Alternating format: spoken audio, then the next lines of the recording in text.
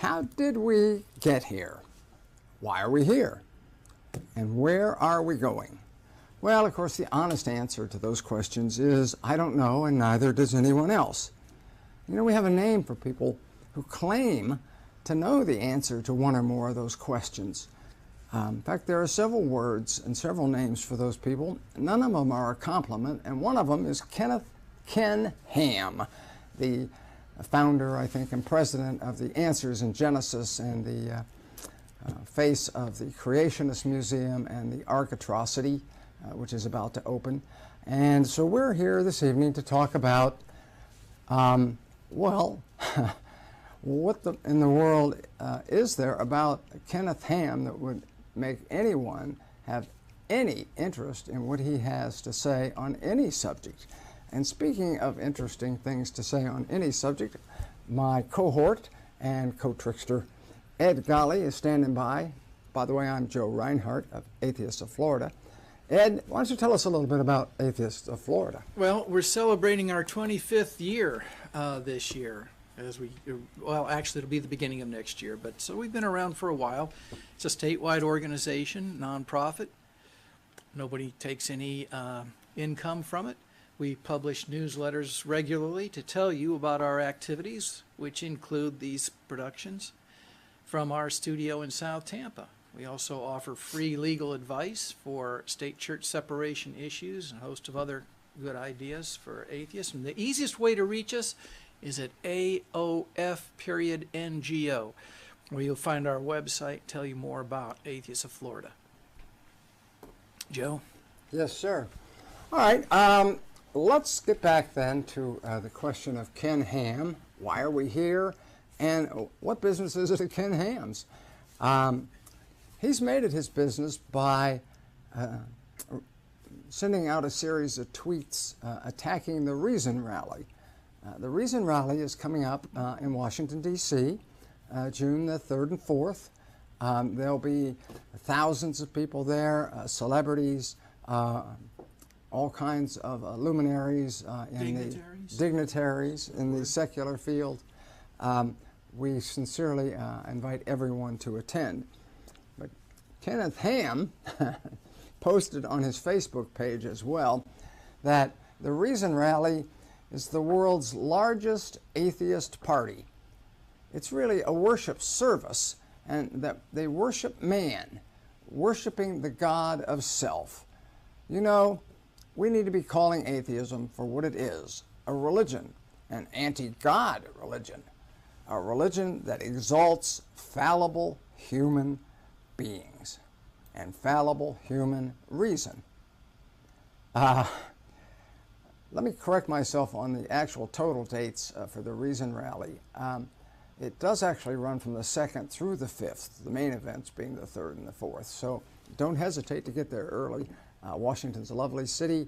The cherry blossoms, I hope, are still blooming. Go down to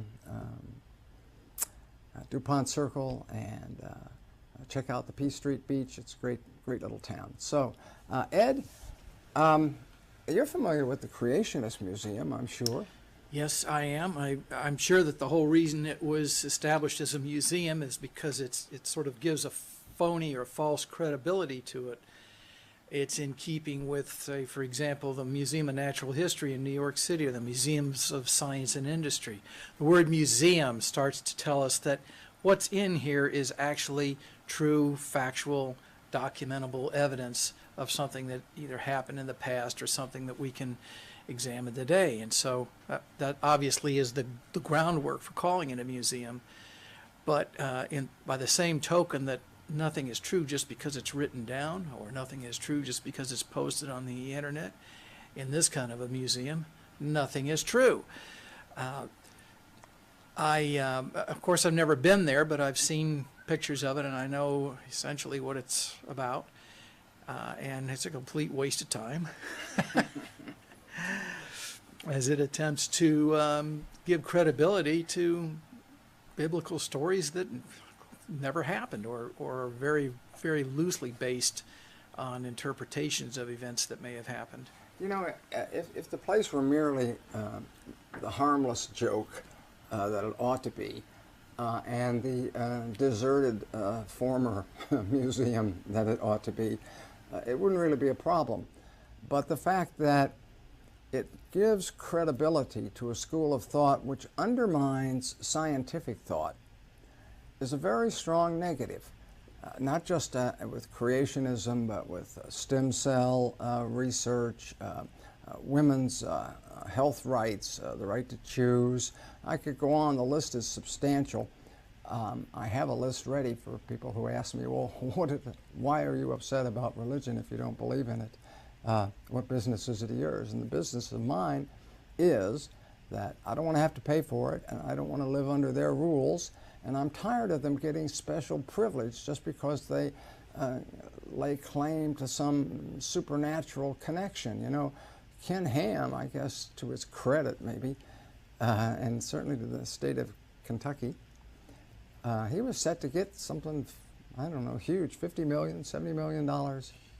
Don't hold me to that number, but it was a very significant number in state money for bringing a new business and employees and opportunity to the state. And when he refused to not discriminate in his hiring and to hire people regardless of their creed or sex or place of national origin, which is the law, then the state took away the money.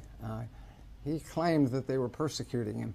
So when I said to his credit, I may have been stretching the truth just a little bit.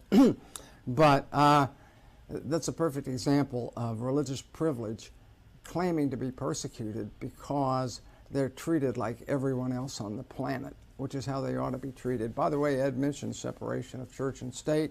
You know, separation of church and planet, not a bad idea either. Yeah? Ed? I think it also goes back to the same old thing we hear about faith being a virtue. And if I can quote my friend Joe Reinhardt, faith is a vice, not a virtue.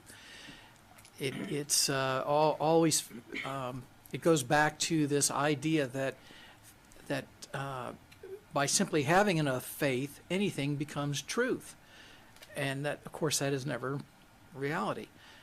And so that's the fundamental message that religion sells us, is that by simply having a strong enough belief, whatever you believe in becomes true. And then we've also heard Christians tell us that it takes more faith to reject religion because of the fact that nobody was actually around to see how everything started. And so this whole evolution story is framed in the concept of a theory, which is a misunderstood term. Theory being thought to be something that somebody just guesses about, like a policeman has a theory about a murder. So it's all just a guess, so it takes more faith to accept some guesswork than something that's written down and given credibility because it's been written down for a long time. And but when we really understand that all of the entire world actually started with the default position that everything in the Bible was true and the story of creation was true, why then did the scientific community divorce itself from that? And the answer, of course, is because the evidence overwhelmingly showed that no, this is not how it happened. It actually happened over an incredibly long period of time beyond the capability of the human mind to even grasp, when we're talking time frames of billions of years.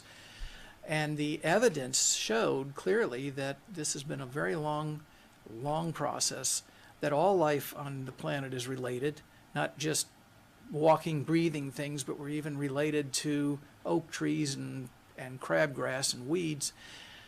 And the evidence so overwhelmingly shows that it's no longer a guess or theory that in the way that it's commonly interpreted. It is how we came to be. It's just a matter of working out the fine details, and that over that kind of time frame takes a lot of time to understand. And therein lies the problem with Ken Ham and others of his ilk.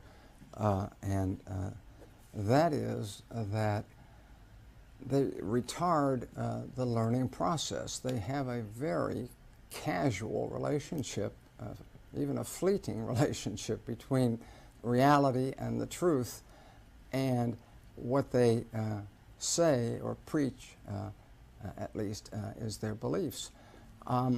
And it's unfortunate, again, that they gain such a platform, and it's unfortunate that we have to subsidize this sort of thing through our taxes, both state and local and federal. So I'll mention again that Ken Ham is welcome to think what he wants to and to say what he wants to.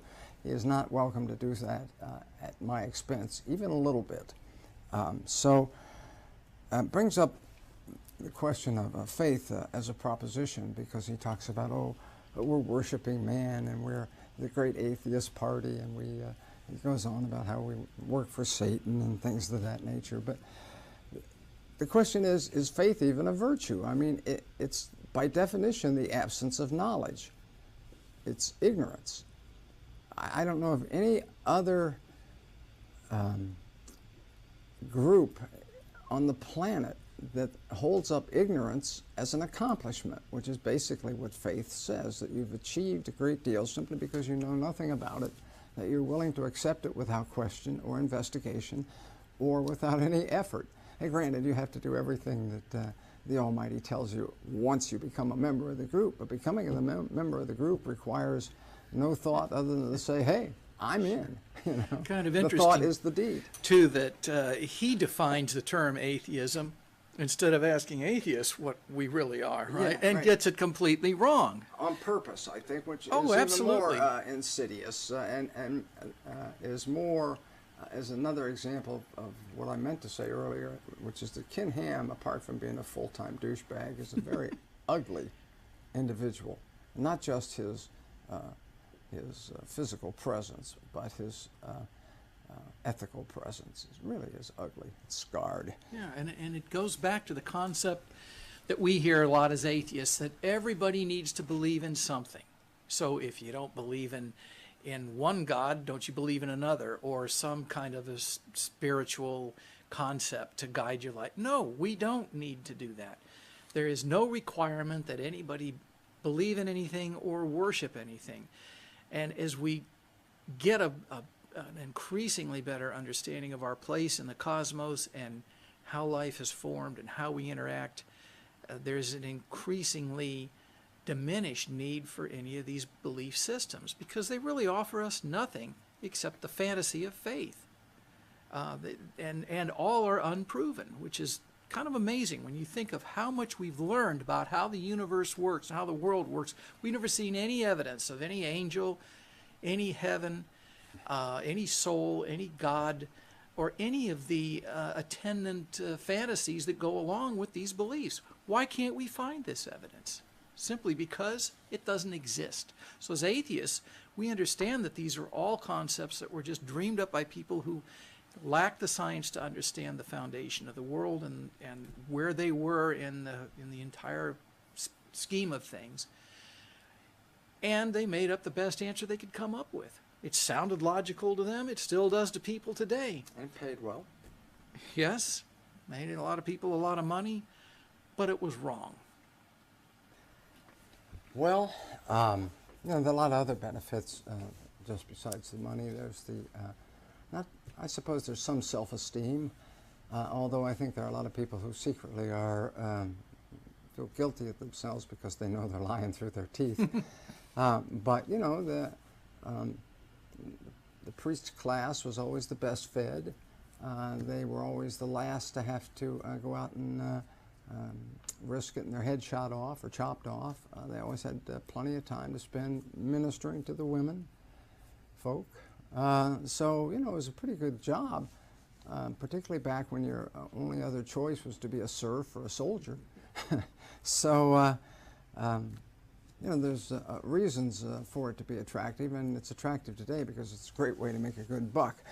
I want to say this about the argument that atheism is a religion. I've made this point in the past because I can't even believe that we are arguing over whether or not atheism is a religion, but it seems to please believers, and it sure as hell seems to have convinced Kenneth Ham that we have some sort of religion in this giant leap of faith. And we had nothing, and then we had microbes, and now we have human beings, or whatever. He can't seem to put all that together.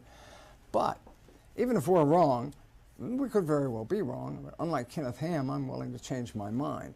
But Kenneth Ham's argument is, listen, you're just as dumb and gullible as I am.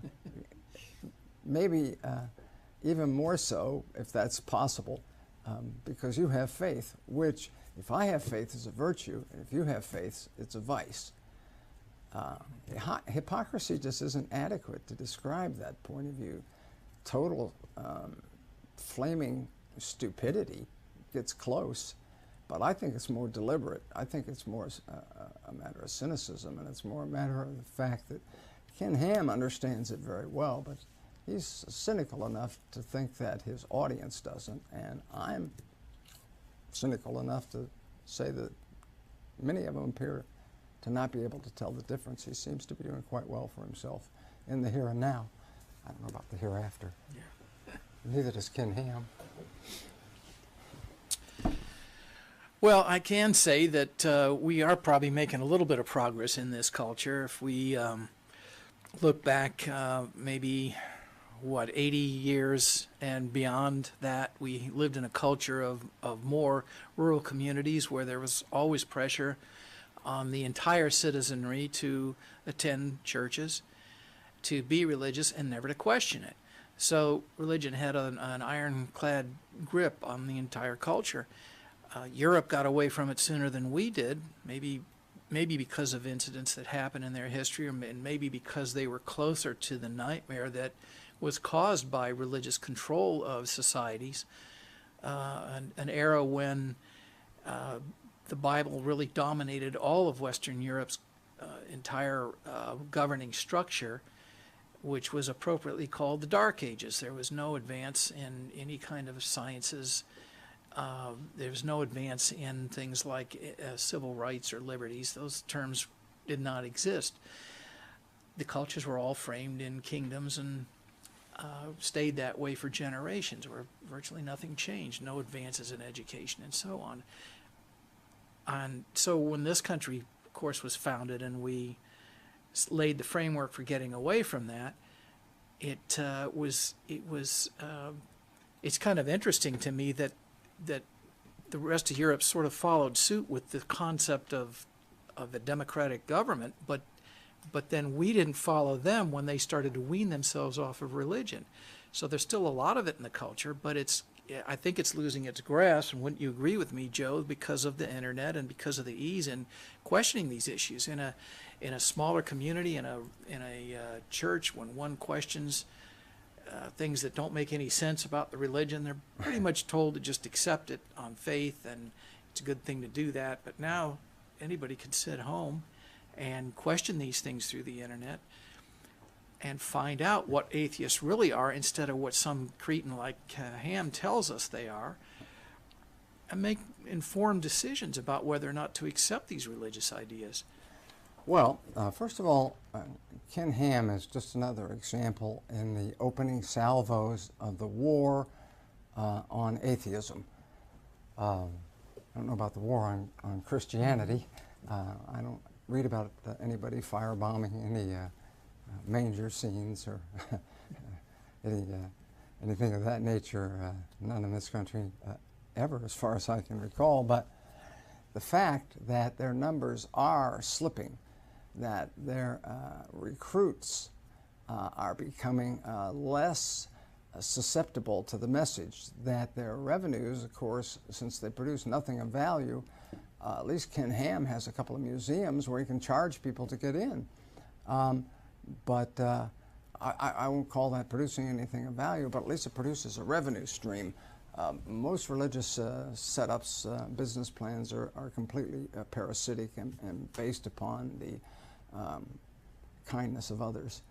In any case, those numbers are going down, and they're not going to let that happen without a fight. And one of the first ways to do that is to begin to demonize, no pun intended, to demonize your opposition. That's the purpose of propaganda, is to make your opponent, or to make one group or other groups of people appear less than human in the eyes of the more powerful group of people usually, the people who own the police and the guns and the military. So that's what Ken Ham is about, whether he knows it or not, is basically he's a bigot. He wants to see religious persecution to the fullest extent possible, as long as it promotes his point of view, as long as he continues to enjoy his tax-free parasitic status. That's fine with Ken Ham. Frankly, I put him in a class with any other group of bigots. I don't want to compare him to the Nazis, but I would compare him to the Ku Klux Klan. Okay. Yeah, if only he had the power that they had, though. You know, where would the world be? Where would our country be? We wouldn't have civil liberties. We wouldn't have rights. We wouldn't have freedoms, freedom of expression, freedom of things that we want to read or do. We'd be living in a creationist bunker. Right, because religion has always been really a control issue. But to keep the power that you've alluded to, and to keep people subservient and not thinking outside the box. Right? It's structured that way. This is the story. This is the absolute truth. Don't ever question it. And you don't even need any evidence. Just have faith, and faith is a wonderful thing that you should be proud of. Oh, come on. You never have to worry about investigating your church. One word of question out of you, and they'll investigate you. Yeah. So you're absolutely correct on that point. There's no point in trying to make a point to them. They will do everything they can to come down on you with both feet. After all, we're not talking about simple mammon here. We're talking about protecting people's immortal well-being for all eternity. Hey, if you can't do it for all eternity, what can you do it for? Right. So atheists don't have faith. They don't have worship entities, and they live their lives free of these things, and quite to our satisfaction. It actually makes life a lot easier, doesn't it, Joe? Okay. I don't know if it makes it any easier, but from my point of view, it makes it considerably more honest. Honesty is a word that Ken Ham may not be familiar with. Well, the whole concept of sin is one of this guilt trip put on people. Well, it's a manufactured crime. Yes. So they establish the crime. Everybody is inherently guilty of it, right, from day one. And then they offer the solution, which, curiously, never fully works. And so you need and comes at a price. Comes at a price that one needs to pay for his whole life. And then you're supposed to be grateful for having been poisoned and then robbed. Great. I love that. That's a great business plan. Thank you very much. It's been working for a couple thousand years. Yeah, it's been working longer than that. Yeah.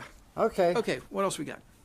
Ed, I'm out of nasty things to say about religion. I'm out of unpleasant things to say about Ken Ham for the moment. Well, and you want to start in on me? No, a shortage there. No, you're within arms. Oh, all right. You're within arm's reach. So I don't ever want to say anything unpleasant about anybody who can get to me before I can get out of the room. So I think what we might want to do is simply wind it up for this issue and invite people to send us money. We want you to pay. That's right, on a regular basis. But seriously, of course, they can join Atheists. Did I sound sincere? And get our newsletter, find out what we're all about, and be part of the free thought movement to help get us away from this addiction to faith and superstition that just does nothing but drag down the whole human family. I'm Ed Golly, along with Joe Reinhardt, thanking you for joining us here on the Atheist Forum. Hope you'll tune in again, see what we're up to, and reminding you that if the story seems a little too implausible to be true, don't believe it just because somebody wrote it down. Make them prove it.